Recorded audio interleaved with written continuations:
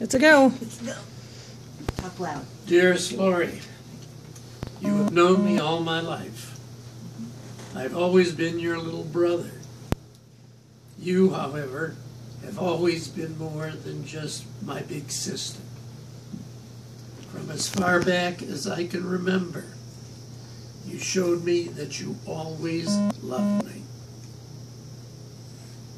No matter where we lived, you made me feel that I had your unconditional love. You helped me know that I was always in a safe place when I was with you. If we had been soldiers, I always know that you had my back. When I lived with Bubby and Zadie, and you worked and had your own car, you used to come and visit me every single week. You would always take me to the record store and buy me a 45 RPM record. You taught me how to dance, especially the jitterbug. I always look forward to your daily visit, or weekly visits, and now I fondly remember them.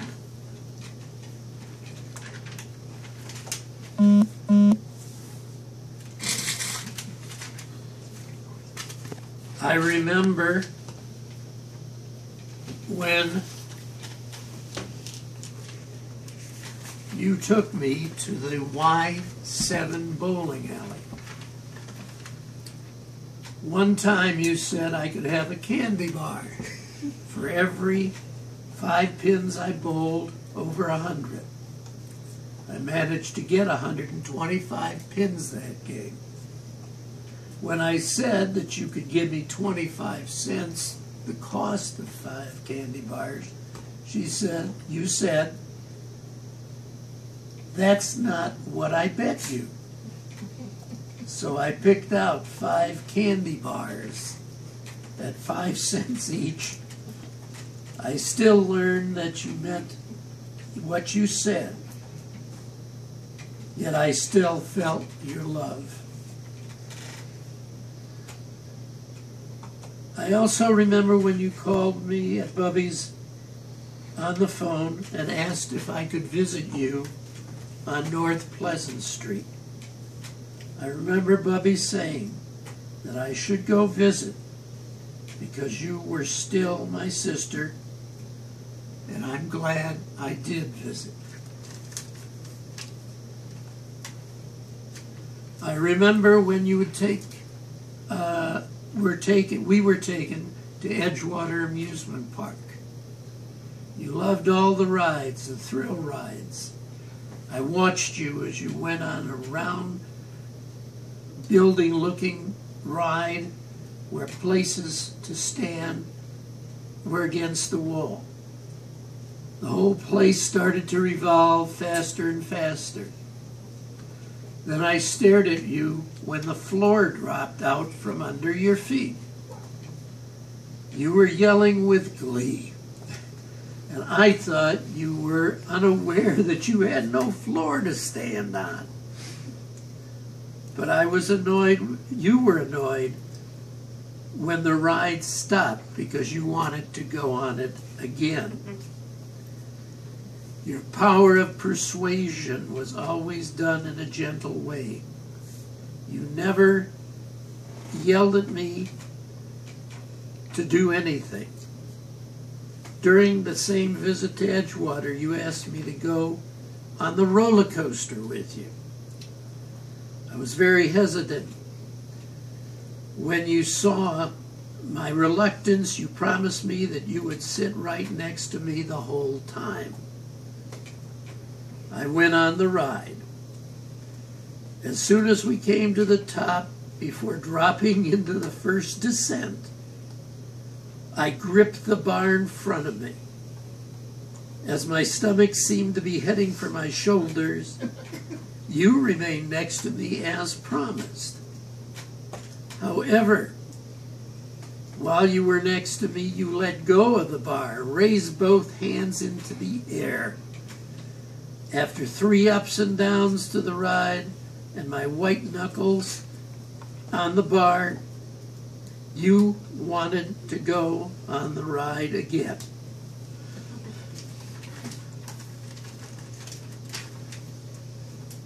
She would have ridden on the Farouk. She would have gone after that over and over. Family was very important to you. On the Collins side of the family, you're the one who kept in touch with all the cousins, uncles, and aunts.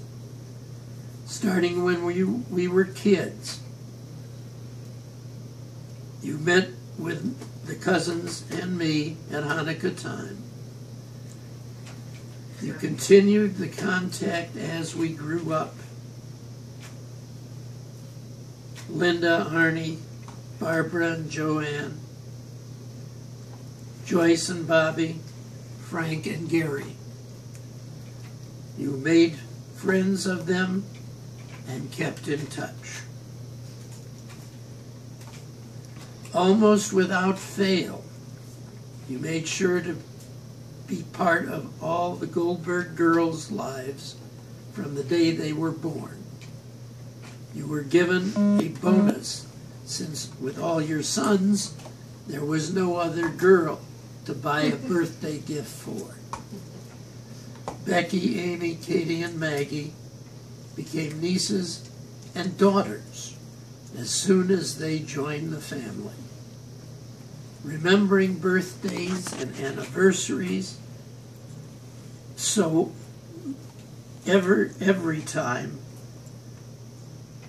giving us compliments on accomplishments, and you were a part of every celebration. You also shared the love you felt for me with them. They know you were there for them in troubled times as well as good times. Even when your opinion was not the same as theirs, love dominated your interactions. Your unshakable faith was always an example of the most deeply held feelings you had for all of humanity. Whereas others consider attending religious services once in a while, your faith was a basis of how to live life.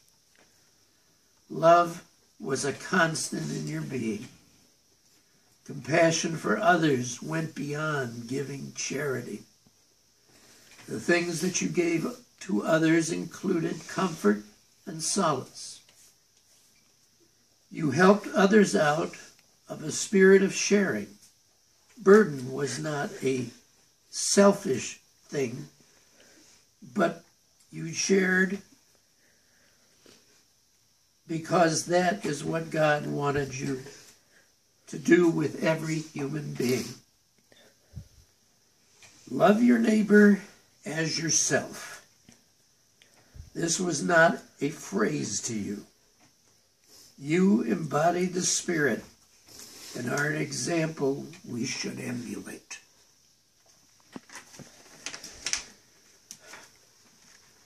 My one funny story so that you can get a break from crying.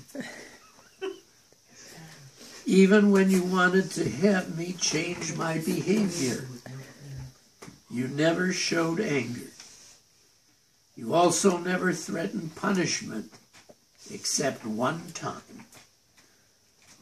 And one time in my life, I made a habit of kiting a check. When you found out how often I did it, you didn't really know what to do about it.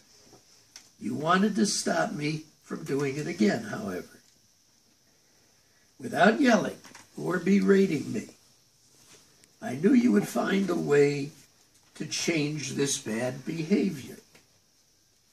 You then said, if you write another bad check, and then a long pause, I will have to slap you lightly on the back of your hand. When I heard that from you, I instantly knew that your threat was your way of stating, no more of this, ever. And I never did it again. I think the best story about Lory is that when she married Jim, Yeah. she was kicked out. Your dad tore Kriya and set Shiva for her. Shiva tore Kriya, and that's when a person dies, or when you tear Kriya when someone dies. Yeah. And she wasn't a part of your family and didn't talk to your dad because he considered her dead for 10 years. And then at Bubby's funeral, she came to the funeral, and your dad and she hugged each other. Like the 10 years never happened. And she never said one bad word to him. Or anybody else. She never said ever that he was berated another human being. And she never complained about Bubby either. Yeah. Well, that's what that took. Real menschlichkeit. Menschlich. I want Humanity. to remember you Humanity. for your goodness, and to be lucky that I shared this same gene pool, and maybe still have the chance to project goodness toward others. Sounds good to me. I will remember you for a blessing.